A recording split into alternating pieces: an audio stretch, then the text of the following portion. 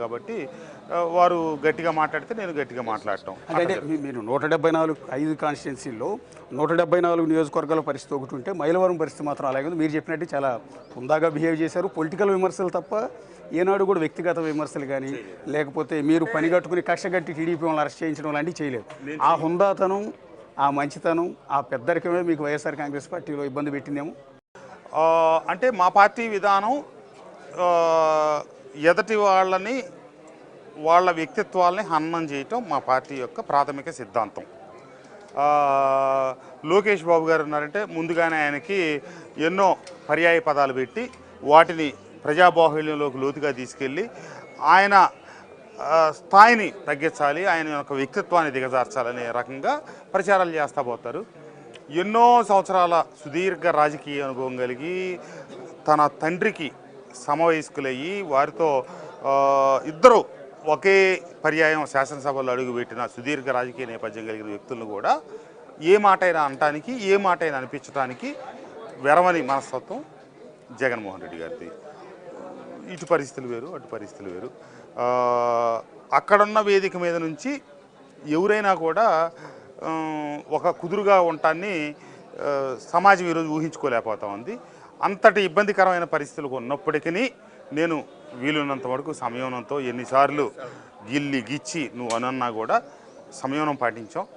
కొన్ని సందర్భాల్లో తప్పదు కదండి, కొన్ని అంతే తప్పితే చిన్న విమర్శలు పెద్ద విమర్శలు కొంతవరకు మాట్లాడాం తప్పితే వాటిని పరిధులు దాటి గీతలు దాటి ఇప్పుడు ప్రవర్తించలేదు. ప్రవర్తించే మనస్తత్వం. మీరు 5 ఏళ్లలో చంద్రబాబు నాయుడిని ఏ రోజు కూడా మీరు అధికార పార్టీలో ఉన్నారు, ఎమ్మెల్యేగా ఉన్నారు, అది కూడా రాజధాని ప్రాంతంలో ఎమ్మెల్యేగా ఉన్నారు, కానీ చంద్రబాబు నాయుడిని పల్లెత్తి మాట అనలా.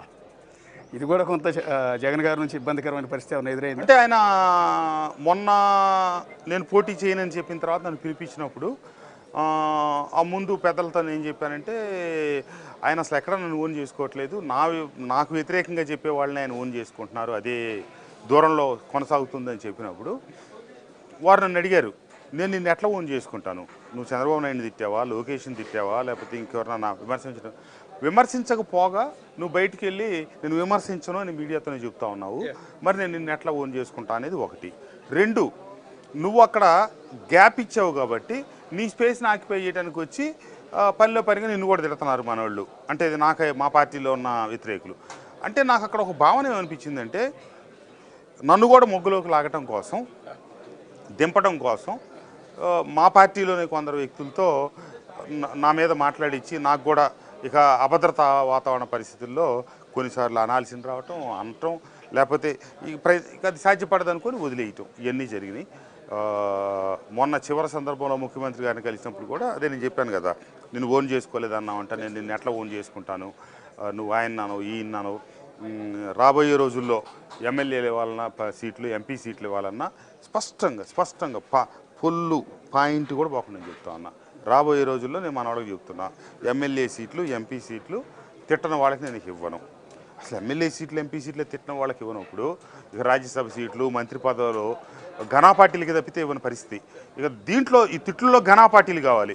వాళ్ళు ఎవరు ఈరోజు రాష్ట్రం చూస్తున్నారు, మీరు చూస్తున్నారు, మనం అందరం చూస్తున్నాం. అంటే వైఎస్ఆర్ కాంగ్రెస్ పార్టీ